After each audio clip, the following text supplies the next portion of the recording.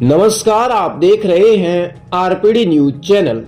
बांसवाड़ा जिले की पंचायत समिति सज्जनगढ़ की लैम्स राठ धनराज के नवनिर्वाचित अध्यक्ष राजेश पटेल से आरपीडी न्यूज टीम ने लैम्स से संबंधित विशेष बातचीत की। बातचीत में श्रीमान अध्यक्ष ने बताया कि आने वाले समय में लैम्स के अंतर्गत किसानों को खाद बीज को लेकर आ रही समस्या का समाधान किया जाएगा और किसानों को समय पर खाद बीज मुहैया करवाना मेरा प्रयास रहेगा। तो आइए जानते हैं आरपीडी न्यूज विशेष बातचीत में बिरबल कड़वा के साथ अध्यक्ष राजेश पटेल के विचारों को। आरपीडी न्यूज से मैं बिरबल कड़वा और आज हम पहुंचे हैं राठ धनराज के जो नवनिर्वाचित अध्यक्ष हैं राजेश जी पटेल, उनसे रूबरू होने जा रहे हैं। गांव के लोगों ने, गांव के किसानों ने इन्हें चुना, अब इनके क्या विचारधारा है तो जानते हैं राठ धनराज लैम्स के जो नवनिर्वाचित अध्यक्ष है राजेश जी के विचार। राजेश जी, सबसे पहले बहुत बहुत बधाई हो आपको।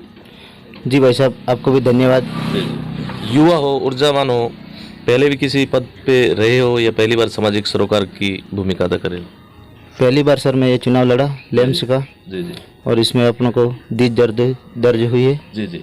यहाँ सुनने में आया कि यहाँ जो जनरल कैटेगरी से आपने जो ये चुनाव है वो फाइट किया। जी, हमारे परंपरा है जी जी कि ओबीसी के ही अध्यक्ष बनते हैं जी। लेकिन हमने संघर्ष किया जी और संघर्ष के साथ में हमने एसटी का बहुमत भी पारित किया था सदस्यों का। जी जी। और उसके साथ साथ चर्चा हुई और पार्टी का और सभी दोस्तों का, यानी सभी पार्टी के पदाधिकारियों का योगदान रहा। जी जी। और भारतीय जनता पार्टी के साथ में मैंने काम किया है, कर्मठ कार्यकर्ता भी हूँ बीजेपी का।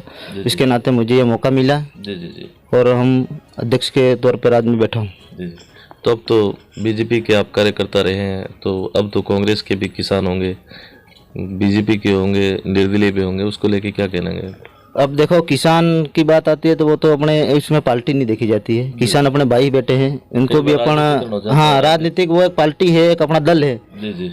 लेकिन अपन सब एसटी ओबीसी जनरल अध्यक्ष बनने के बाद क्या सभी अपन भाइयों के साथ में रहेंगे। जी जी जी। और मिलके इनका जो भी काम है वो अपन करेंगे। खाद बीज वगैरह है सब समय पे लाएंगे, दिलाएंगे। और मैं ये अपेक्षा करता हूँ कि जो भी लोग पहले समस्या में थे उनकी समस्या हल करने के लिए प्रयास करूँगा। जी जी। अपन राठ धनराज की बात करते हैं तो कितनी पंचायतें आती है आपके अंडर में? 2 पंचायतें, टांडा मंगला और राठ धनराज। कितने किसान हैं अनुमानित यहाँ पर?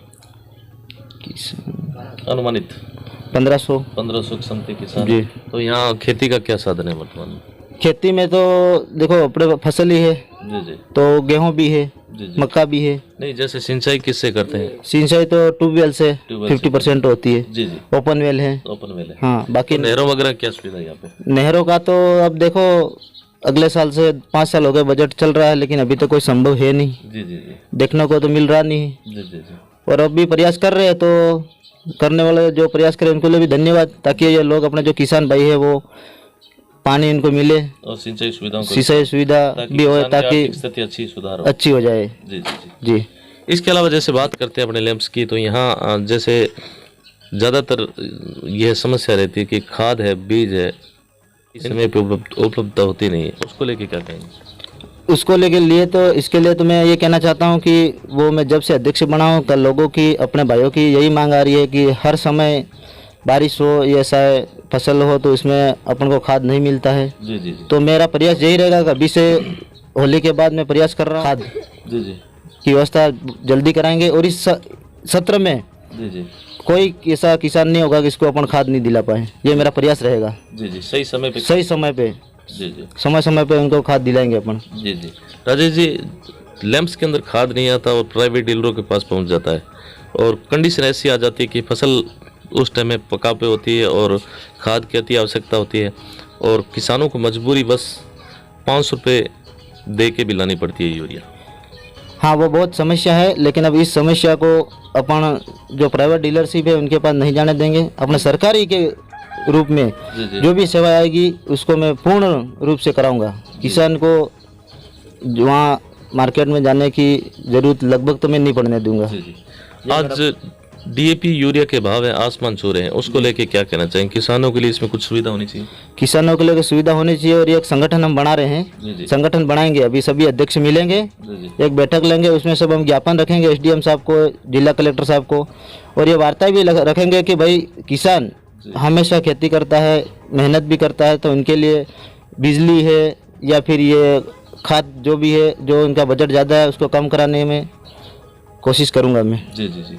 इसके अलावा जैसे यहाँ पे लैंप्स की बात करते हैं तो राजेश जी, यहाँ लैंप्स में 2-3 प्रकार के बीमे होते हैं, लेकिन वास्तव में किसानों से प्रीमियम तो वसूल लेते हैं, लेकिन बीमा आज तक नहीं मिला।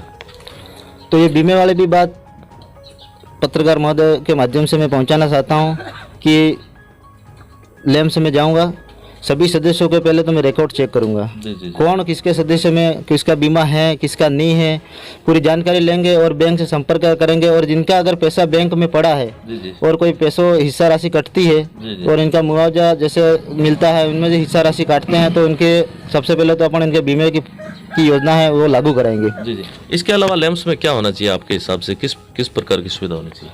लैंप्स में सुविधा तो क्या है, देखने जाए तो बहुत सारी होनी चाहिए, जैसे क्योंकि किसान भाइयों को जैसे ये खाद है, जैसे बीज वगैरह है, और दूसरी चीज़ें अपने ये किसान के लिए देखने जाए तो वही बीमा है, जी जी। बीमा फसल है, ये पटवारी समय पे नहीं देते हैं, उसके लिए भी अपन कुछ ना कुछ जुगाड़ लगाएंगे। और पटवारी साहब से भी निवेदन करेंगे कि समय पे इनका जो मुआवजा मिलने के लिए जो डॉक्यूमेंट्स उन्होंने मंगाए हैं वो भी मैं चेक करूंगा। पटवारी साहब को पूछूंगा कि भाई अपने पंचायतें 2 है उसमें से किसी सदस्य रहे या नहीं रहे, वो भी इनके मैं पटवारी साहब लोगों को भी कहेंगे ये बातें। जी जी।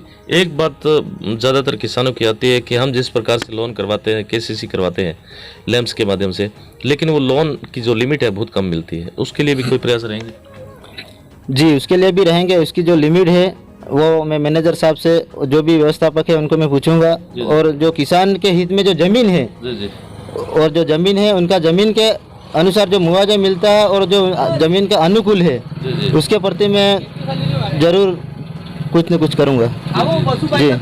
इसके अलावा क्या कहना चाहेंगे? जैसे वर्तमान अब की बार राजस्थान सरकार का जो बजट प्रस्तुत हुआ अपने सरकार का और केंद्र का भी हुआ, उसको लेके किसका बजट आपको अच्छा लगा? उसमें जैसे केंद्र सरकार ने जो किसान निधि वाला 2-2 हज़ार रुपये वाला तो चल ही रहा है जी जी जी, मोदी जी को मैं धन्यवाद देना चाहता हूँ। जी जी। और राजस्थान सरकार में भी जो बजट पास किया, लेकिन जितना किसानों के हित के बारे में इतना नहीं किया जितना करना चाहिए था उनको, जी जी क्योंकि ये किसानों का ऋण माफ़ है, ये योजना उन्होंने सरकार बनाने से पहले घोषणा की थी, जी जी। लेकिन आज तक वो 5 साल पूरे होने आ गए, सरकार ने अभी तक कोई किसान भाइयों का कर्जा माफ़ किया नहीं है।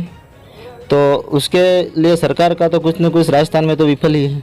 जी जी। और मेरा अनुमान भी है कि अगर ये ये बार तो वैसे राजस्थान का बजट ज़्यादातर टॉप बता रहे हैं कि उनकी पेंशन बढ़ाई है हमने, गेहूं दी है गरीबों को, इसके अलावा गैस की टंकी है। अब गेहूं तो जैसे देते ही आ रहे हैं पहले से ही, जी जी वही चल रहे हैं। अब कोरोना काल में उन्होंने निःशुल्क बढ़ाने की बात की थी, वो दी थी, प्रधानमंत्री जी ने 2 साल सेवाई दी। जी। अब इस महीने लगभग गेहूं वाले बंद किया है, बाकी जो राजस्थान गवर्नमेंट चल रहा है वही चल रहा है, बाकी जिन्होंने क्या दिया वो मुझे तो दिखने में नहीं आ रहा है। जी जी। क्या कहना चाहेंगे? अपने क्षेत्र के लोगों ने आपको मान सम्मान दिया, उसके लिए मैं क्षेत्र के लोगों को लिए बहुत बहुत धन्यवाद देना चाहता हूँ और उम्मीद मैं करता हूँ कि लोगों की समस्या पे खरा उतरने की कोशिश करूँगा मैं। जी जी जी। तो यह थी हमारी खास मुलाकात